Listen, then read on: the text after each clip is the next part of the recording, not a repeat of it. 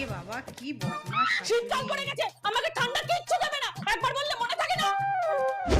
বৌমা আমি স্নান করতে যাব।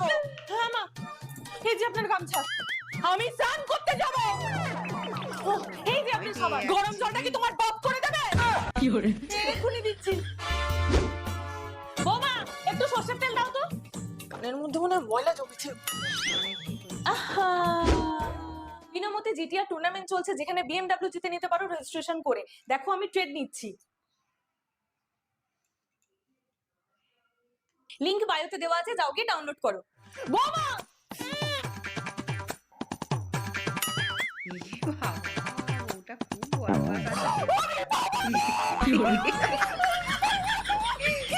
কানে গরম তেল দিয়ে কেন মা, কানে তেল দিলাম, চিন্তা করবেন না, গরমই ছিল। ছিল খালি।